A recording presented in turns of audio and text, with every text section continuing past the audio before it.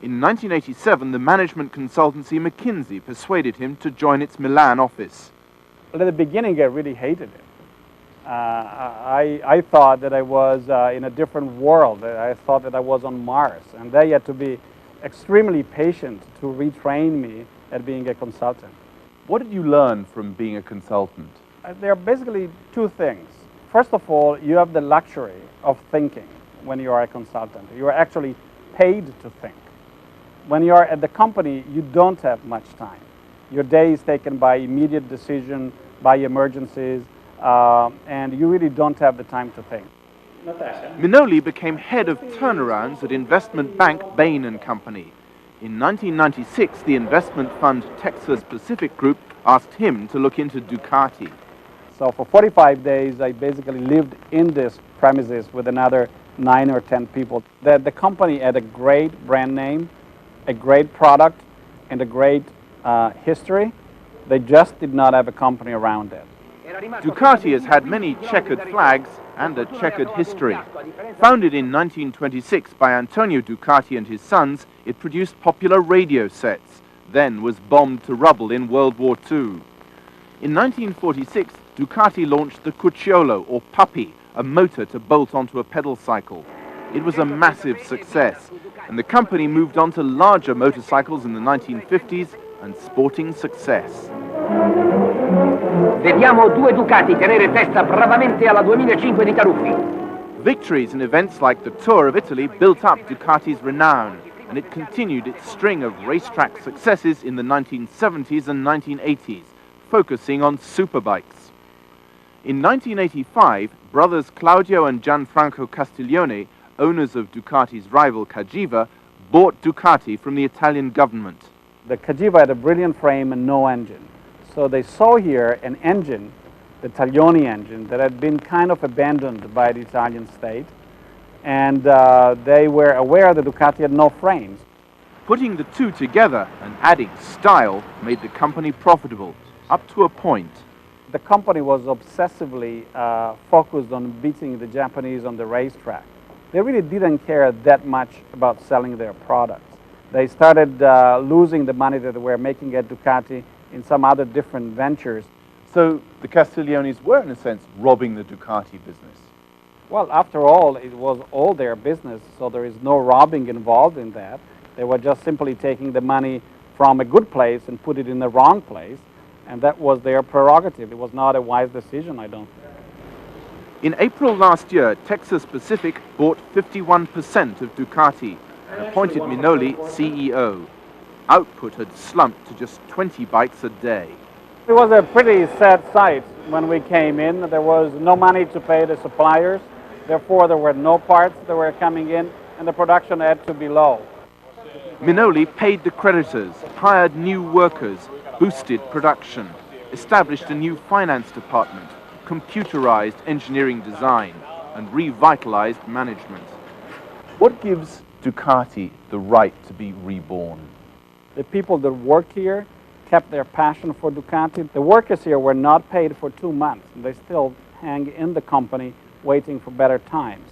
They loved Ducati, they stayed, and now they are the future of this company. Federico Minoli getting Ducati back in gear. Next on Pinnacle Europe, challenging the leaders on the road and in the shops. You cannot work at Ducati without really motorcycling. Everybody is motorcycling there. Everybody is quite devoted to the brand and to the machine.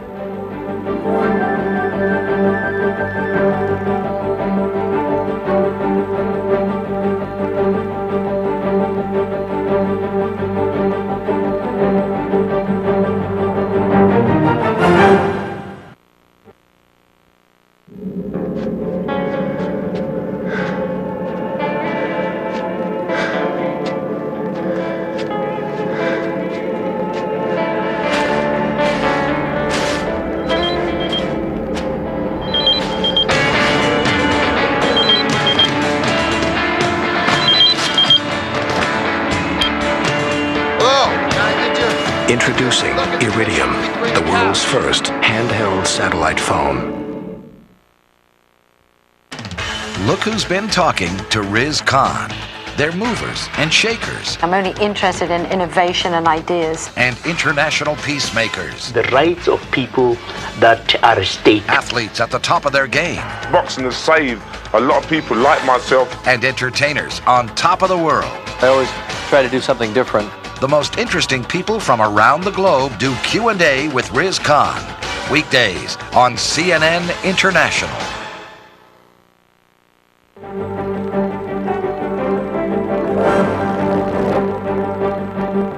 Welcome back. Federico Minoli has boosted production of Ducati motorcycles by 30% since he took over. In a little more than a year, he's launched 3 new models, but is now selling far more than just bikes.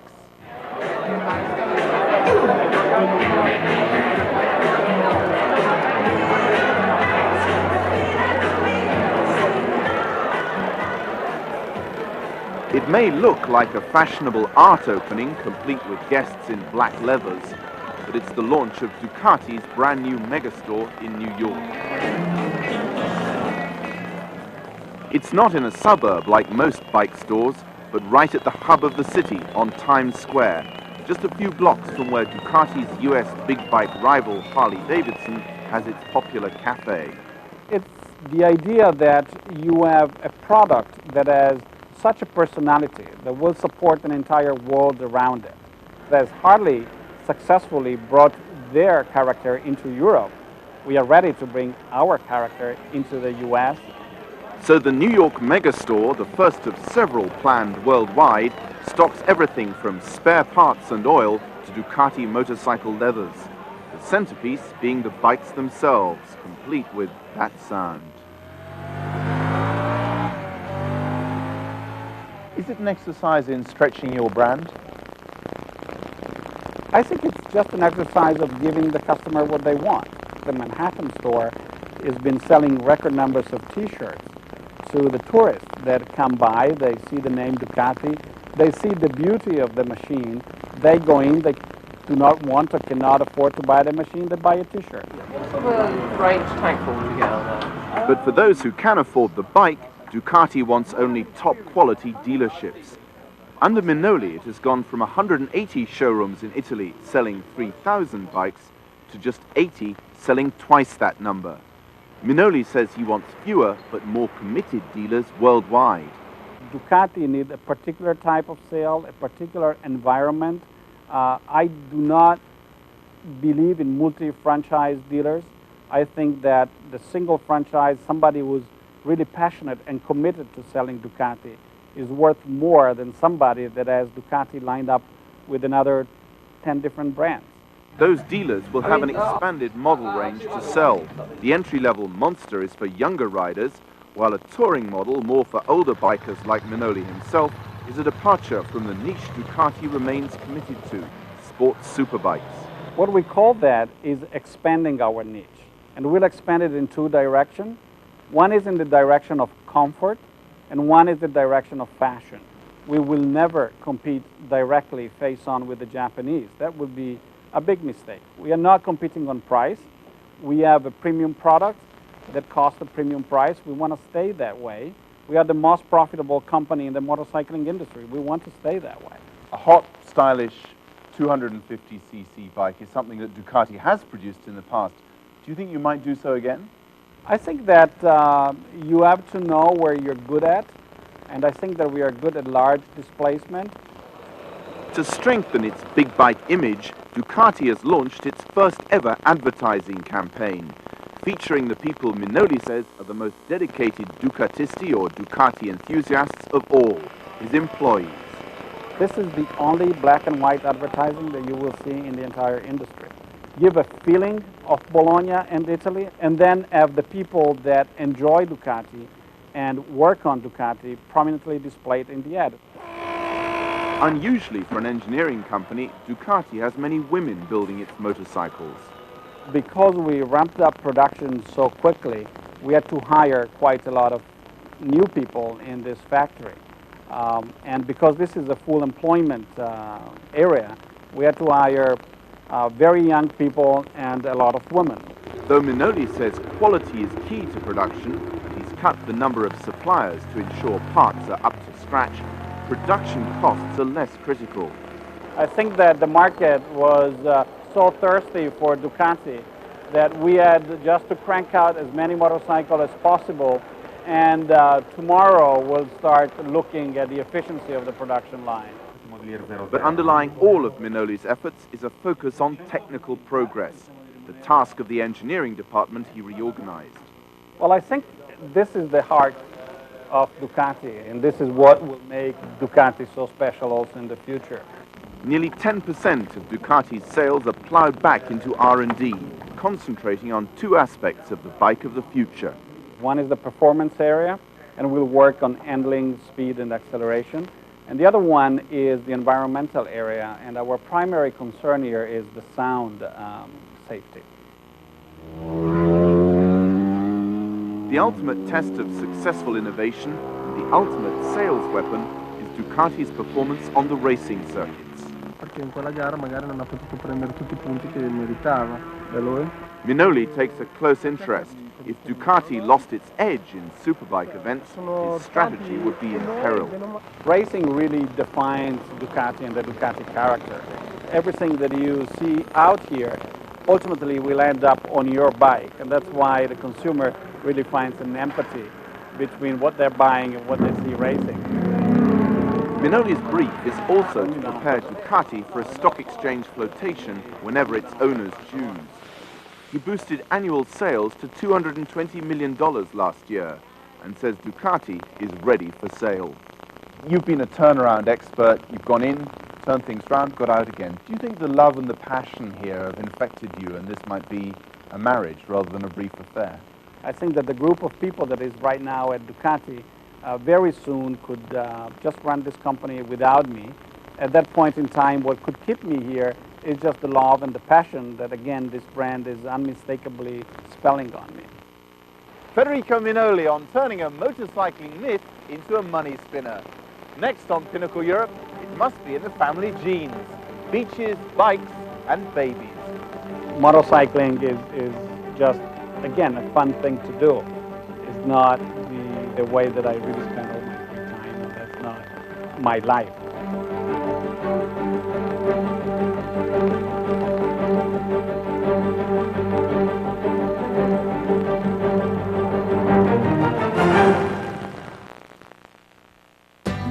My name is Cassie. I am 9 years old. This is my best friend Julita. We have fun playing games. I live in a very poor country, so I feel real lucky to go to school. My favorite subject is math. Papa takes care of the rice fields. He works hard all day. This is Barto. He works for CARE. We all work together to build a well in our village. Before the well came, Mama had to walk for hours every day just to get water for our family. Me and my brothers had to miss school a lot to help do the chores. Sometimes the water we drank made us sick. But with our new well, those things don't happen anymore. Now we have clean water, right in our own village. Papa says he's glad CARE came to help us. I'm glad too. CARE, how many lives can you change today?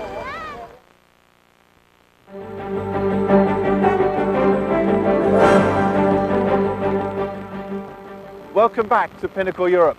Federico Minoli was passionate about motorcycles long before he was asked to run Ducati. But contrary to the stereotype of the leather-clad biker, he's a family man, so he's not always successful at keeping the two passions apart.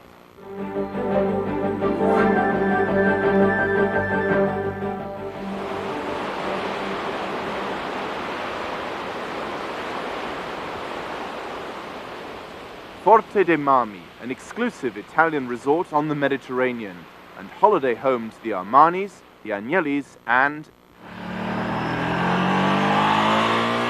the Minolis. Their clan has spent summers here for nearly 50 years. Federico Minoli has moved his own family from Boston to Bologna since accepting the job at Ducati, and the family can now regularly spend weekends in the house his grandmother built. This is a place where I like to come back because this is where my roots are. This is where I meet my family. And coming back and forth from the States to Italy and back again, I think that you need a place where you feel at home and where you can share with all your family. Minoli now brings his daughter Rebecca to the same beach where he once made sandcastles with his father. And his son David plays in his great-grandmother's garden. Minoli's American wife, Liz Kaplan, has put aside her law practice for now to raise their children. You don't feel like an absentee father, you know, the routine of showing up for a few minutes before bedtime and a couple of hours at weekends and this and that. It's not very close involvement, is it? Well, I think it's, you're understating it. The weekend is not a couple of hours, it's 24 hours a day for 2 days. And we have the entire night, which is sometimes very interesting because it's as active as the day. And then I'll try to every minute that I have free, I will spend it with my family. What really suffered is my social life or social activity. While his nights are spent tending to small children, his days are filled tinkering with a temperamental business. I would not define it as a stressful job. I think that I have assembled a team of people that is really helping me out.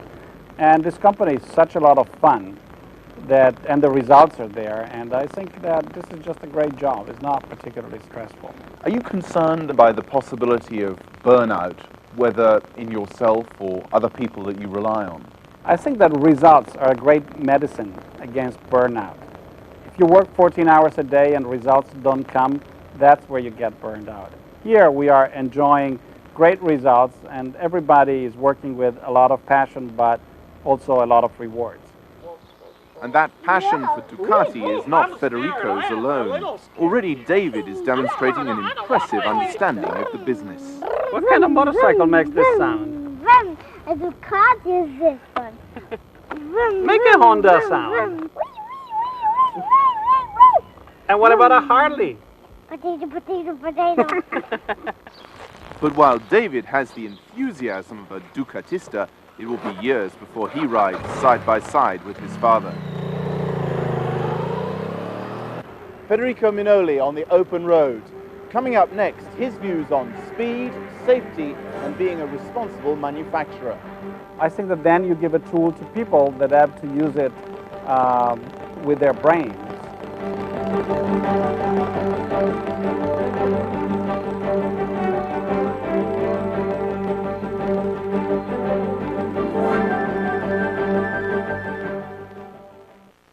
Today's global business environment requires more international travel, taking you away from business associates and family. But out of the U.S. doesn't have to mean out of touch. WorldCell puts the world at your fingertips. WorldCell rents and sells digital cell phones with single phone number access in over 65 countries.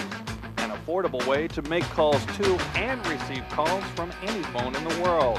Our 24-hour service line ensures accessibility and worry-free travel. It's really important with the time changes, with the travel that I do, to be able to communicate at any time with the home office. In Morocco was a perfect example. As we were closing a new magazine, I had to be in constant contact, and I was able to do that. WorldCell's digital phones offer email, fax, and voice messaging. These features enhance productivity, security, and provide a real competitive advantage. To learn more, call 1-888-WorldCell. Visit our website at worldcell.com or see our ad in Delta Sky magazine.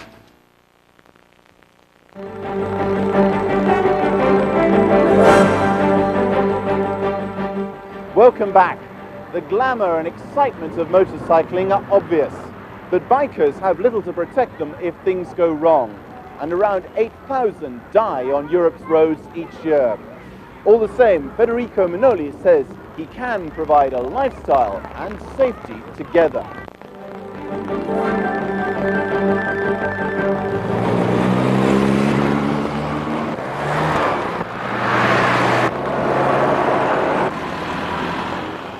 Each year, thousands of motorcyclists pay the ultimate price for their passion. The British government estimates riders of two-wheeled vehicles are twice as likely to die on the road as car and lorry drivers.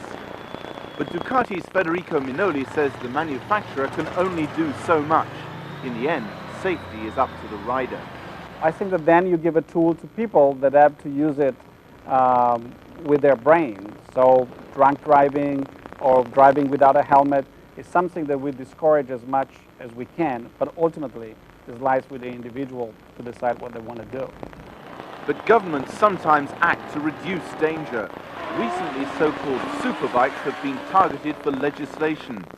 France has refused to register bikes with more than 100 horsepower, such as Ducati's 916.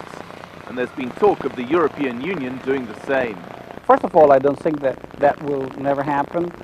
People want their freedom to do whatever they please. I think that has not happened in the car industry, is not going to happen in the motorcycle industry. But on one safety issue, mandatory helmets, Minoli supports regulation. It would impose a helmet on bicycles as well.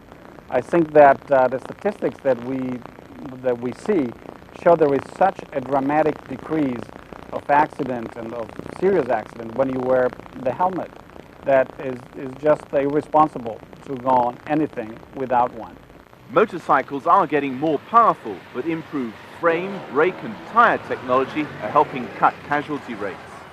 We have a concept that we define as usable power, so we will never pursue power for the sake of power. We'll pursue power and handling together. Demographic studies show Europe's motorcyclists becoming older and more risk-averse. Minoli says today bikers can tame the danger and keep their wild image. Do you think that the occasional bump and scrape and maybe just the very occasional broken limb is part of the whole process, the lifestyle, the passion?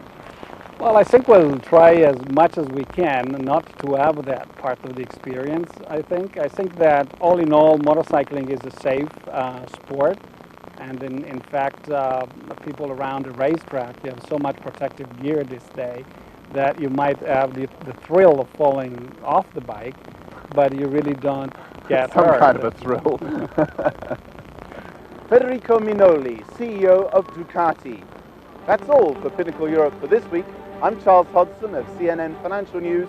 Goodbye from Bologna, Italy.